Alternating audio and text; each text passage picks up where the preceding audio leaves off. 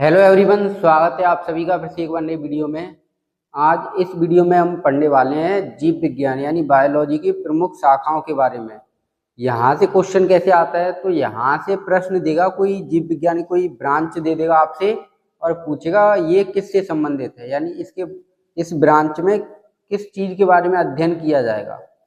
तो आइए वीडियो शुरू करते हैं। अगर आप चैनल पे नए हैं तो चैनल को सब्सक्राइब कीजिएगा और वीडियो अच्छी लगे तो लाइक शेयर भी कीजिएगा।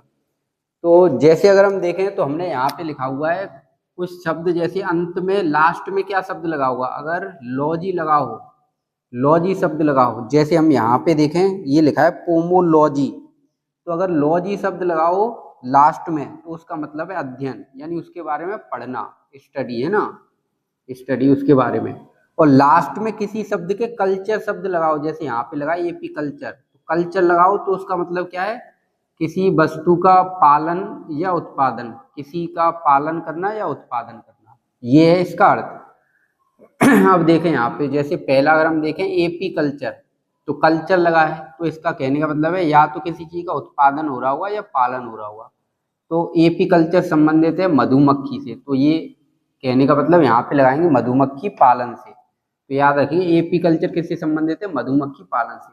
अच्छा, मधुमक्खी की अगर हम बात करें तो इसकी जो आंखें होती हैं, मधुमक्खी की आंखें, वो पराबैंगनी किरणों को देख सकती हैं, यानी यूवी रेज को, यूवी रेज को देख सकती हैं, है ना, देख सकती हैं। तो पराबैंगनी किरणों को देख सकती है मधुमक्खी की आंखें। दूसरा देखें फ्लोरिकल्चर, फ्लोरिकल्चर किससे संबंधित है, तो सजावटी फूलों के उत्पादन से संबंधित है फ्लोरिकल्चर। और आपको पता होगा उत्तर प्रदेश का एक जिला है कन्नौज, वहां पे फूलों से इत्र बनाया जाता है, यानी परफ्यूम बनाया जाता है ना। अगला देखें पीसी कल्चर, पीसी कल्चर की बात करें तो मछली पालन से संबंधित है ये। और भारत में सर्वाधिक मछली उत्पादन कहाँ पे होता है, मछली उत्पादन भारत में सर्वाधिक तो आंध्र प्रदेश में, कहाँ पे होता है, आंध्र प्रदेश में होता है। आगे बढ़े सेरीकल्चर, सेरीकल्चर तो ये रेशम कीट पालन से संबंधित है। सेरीकल्चर किससे संबंधित है, रेशम कीट पालन। अगला देखें बीटी कल्चर, तो बीटी कल्चर अंगूर उत्पादन से, किससे संबंधित है, अंगूर उत्पादन से। अगला बर्मी कल्चर, बर्मी कल्चर केंचुआ पालन से संबंधित है, और केंचुआ को जो है किसानों का मित्र भी बोलते हैं, किसानों का मित्र भी कहा जाता है इसको। अगला देखें हॉर्टिकल्चर, हॉर्टिकल्चर तो फल सब्जी और बागवानी उत्पादन से संबंधित है। तो ये तो हो गए कल्चर, तो कल्चर वाले जितने भी प्रश्न आएंगे तो उसमें ये शामिल हैं, ये कल्चर हो गए। कल्चर के बाद अगर हम देखें तो अब हम पढ़ते हैं लॉजी, यानी लास्ट में क्या लगा हुआ, लॉजी, जिसका मतलब होता है अध्ययन। जैसे पोमोलॉजी, पोमोलॉजी यानी किसके बारे में पढ़ना या अध्ययन करना, फलों का अध्ययन क्या कहलाता है, पोमोलॉजी। अगला देखें पेडोलॉजी, पेडोलॉजी यानी मृदा मिट्टी के बारे में पढ़ना, पेडोलॉजी कहलाता है। अगला सोरोलॉजी, सोरोलॉजी छिपकली का अध्ययन, छिपकली यानी कोई व्यक्ति देख लेता है जब छिपकली को तो शोर मचाता है, तो इस तरीके से याद करेंगे, सोरोलॉजी छिपकली का अध्ययन। अगला देखें बैक्टीरियोलॉजी, बैक्टीरियो नाम से पता चल रहा है किसका अध्ययन है, बैक्टीरिया का अध्ययन।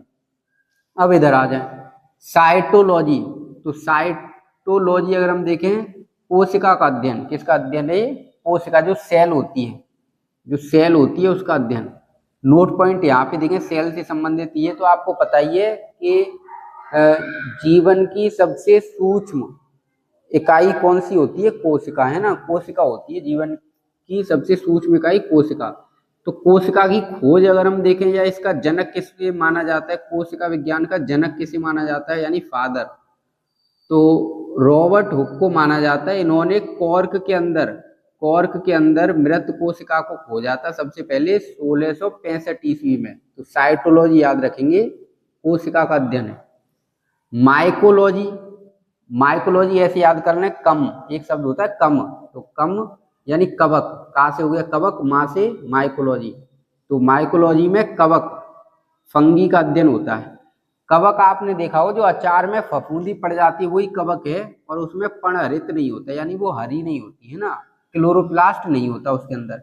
कवक का उपयोग जो है पेनिसिलिन का इंजेक्शन बनाने में किया जाता है, और पेनिसिलिन का इंजेक्शन मधुमेह रोगियों के उपचार में काम आता है। और ये किसने बनाया था पेनिसिलिन का इंजेक्शन? तो अलेक्जेंडर फ्लेमिंग के द्वारा बनाया गया, फ्लेमिंग के द्वारा बनाया गया। ये भी हम याद रखेंगे। कवक की कोशिका भित्ति यानी सेल वॉल किससे बनी होती है? तो सेल वॉल बनी होती है काइटिन की। किसकी बनी होती है? काइटिन की। अगले फैक्ट पे चलते हैं, एंथ्रोलॉजी। एंथ्रोलॉजी किसका अध्ययन है? तो फूलों का अध्ययन क्या कहलाता है? एंथ्रोलॉजी। अगला डेंड्रोलॉजी। तो डेंड्रोलॉजी क्या है? वृक्ष एवं झाड़ियों का अध्ययन, डेंड्रोलॉजी। इसके बाद एंटोमोलॉजी क्या है? तो एंटोमोलॉजी में कीट पतंगों का अध्ययन करते हैं। एंटोमोलॉजी में कीट पतंगों का यानी इंसेक्ट, किसके बारे में? इंसेक्ट के बारे में पढ़ते हैं। अगला ऑर्निथोलॉजी। ऑर्निथोलॉजी तो पक्षियों का अध्ययन। क्या है ये? पक्षियों का अध्ययन, ऑर्निथोलॉजी। अगला ऑस्टियोलॉजी। ऑस्टियोलॉजी होता है हड्डियों का अध्ययन। तो आपको पता होगा वयस्क व्यक्तियों में हड्डियों की संख्या कितनी होती है? 206। और बच्चों में हड्डियों की संख्या कितनी होती है? 300। अगला देखें ऑफियोलॉजी। ऑफियोलॉजी तो ये सांपों का अध्ययन यानी स्टडी ऑफ स्नेक्स। सांप का अध्ययन मतलब सांप काट लेता है तो व्यक्ति ऑफ हो जाता है ना, तो इस तरीके से याद रखेंगे ऑफियोलॉजी। फाइकोलॉजी। फाइकोलॉजी यानी शैवाल, जो काई आपने देखी होगी वही शैवाल होता है। तो शैवाल का अध्ययन, और इसमें क्या होता है? पर्णहरित होता है यानी हरी होती है ये रंग में, है ना। तो क्लोरोप्लास्ट या क्लोरोफिल इसमें उपस्थित होता है। अगला देखें लाइकेनोलॉजी। लाइकेनोलॉजी की अगर हम बात करें तो लाइकेन का अध्ययन है। ये किसका अध्ययन है? लाइकेन। और लाइकेन बनता किससे है? तो कवक और शैवाल से बनता है लाइकेन। और लाइकेन वायु प्रदूषण के सूचक होते हैं, यानी जहाँ पे एयर पॉल्यूशन होगा वहां पे लाइकेन नहीं मिलेंगे। और सबसे ज्यादा किस गैस के प्रति संवेदनशील है ये? तो सल्फर डाइऑक्साइड SO2 के प्रति। आगे अगर हम बढ़ें तो अगर आप देखें वायरोलॉजी। वायरोलॉजी तो ये वायरस का अध्ययन है। ये किसका अध्ययन है? वायरस का अध्ययन। इसके बाद हिस्टोलॉजी तो ऊतक। ऊतक यानी टिश्यू। टिश्यू ऊतकों का अध्ययन क्या कहलाता है? मतलब हिस्टोलॉजी। वायरोलॉजी वायरस का अध्ययन। अच्छा, वायरस अगर क्वेश्चन पूछा जाए वायरस किससे बने होते हैं, तो इनका निर्माण, बॉडी स्ट्रक्चर इनका बना होता है प्रोटीन का। किसका बना होता है? प्रोटीन का। और वायरस निर्जीव और सजीव के बीच की कड़ी है। सजीव एवं निर्जीव, निर्जीव के बीच की कड़ी, बीच की कड़ी है। कौन? वायरस। अगला एम्ब्रियोलॉजी तो भ्रूण, एम्ब्रो जो होता है भ्रूण का अध्ययन। अगला एग्रोस्टोलॉजी। एग्रो तो ये घास का अध्ययन। किसका? घास का अध्ययन। अगला स्पर्मेलॉजी तो स्पर्म यानी बीजों का अध्ययन, स्पर्मेलॉजी। अगला डेंड्रोकोनोलॉजी वृक्षों की आयु, वृक्षों की आयु का अध्ययन। पैथोलॉजी, पैथोलॉजी आपने सुना होगा तो रक्त से यानी खून से रोगों का अध्ययन करते हैं, कौन सी डिसीज है ना, तो खून से पता लगाते हैं। अगला सिस्मोलॉजी। सिस्मोलॉजी भूकंप का अध्ययन। किसका अध्ययन? Study of earthquake is called seismology. अगला डेंड्रोकाइनोलॉजी। एंडोकाइनोलॉजी है ना, एंडोकाइनोलॉजी तो ये मानव की ग्रंथियां यानी जो ग्लैंड्स होती हैं उनका अध्ययन। मानव शरीर की सबसे बड़ी ग्रंथि कौन सी है आपको पता है? सबसे बड़ी या भारी? तो वो यकृत है, लीवर। और मिश्रित ग्रंथि पूछ ले, मिश्रित ग्रंथि तो कौन सी है? अग्नाशय है। कौन सी है? अग्नाशय। ये कैसी है? मिश्रित ग्रंथि। और ये कैसी है? भारी या सबसे बड़ी ग्रंथि है यकृत, लीवर, है ना। अगला देखो ओकोलॉजी। ओकोलॉजी अगर हम देखें तो कैंसर का अध्ययन कहलाता है ओकोलॉजी।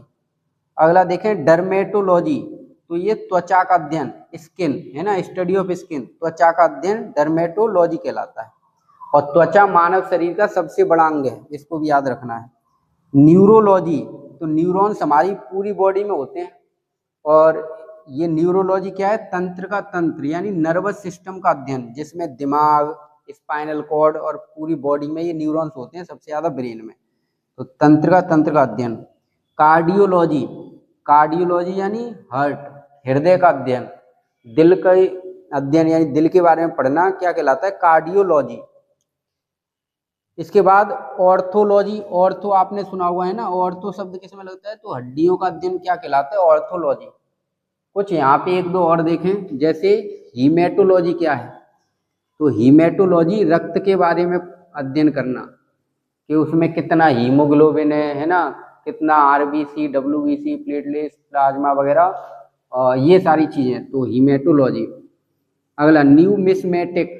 न्यूमिस्मेटिक इसका अर्थ है सिक्कों का अध्ययन। किसके बारे में पढ़ना? सिक्के यानी कॉइन्स, स्टडी ऑफ कॉइन्स, सिक्कों के बारे में पढ़ना। अगला एनाटॉमी। एनाटॉमी शरीर की आंतरिक संरचना, इंटरनल स्ट्रक्चर है ना। तो ह्यूमन एनाटॉमी हो गया, तो मानव शरीर की आंतरिक संरचना के बारे में पढ़ना। इस तरीके से होगा एनाटॉमी, है ना, किसी भी जीव जंतु की आंतरिक संरचना के बारे में पढ़ना, जैसे अंदर शरीर में क्या क्या है, लीवर है, लंग्स है ना, उस तरीके से।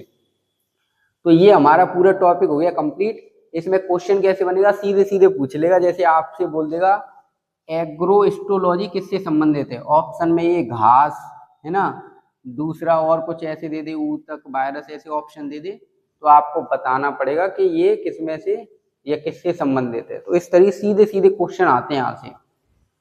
तो पूरा अच्छे से इसको लिख के नोट्स अपने कंप्लीट करते रहिएगा, क्योंकि ये स्टैटिक जीके की सीरीज चल रही है और स्टैटिक जीके में जितने भी टॉपिक होते हैं वो सब हम इसमें कवर कर रहे हैं। लास्ट में ये है कि अगर आप चैनल पे नए हैं तो चैनल को सब्सक्राइब कीजिएगा और वीडियो अच्छी लगे तो लाइक शेयर भी कीजिएगा। Thank you for watching this video.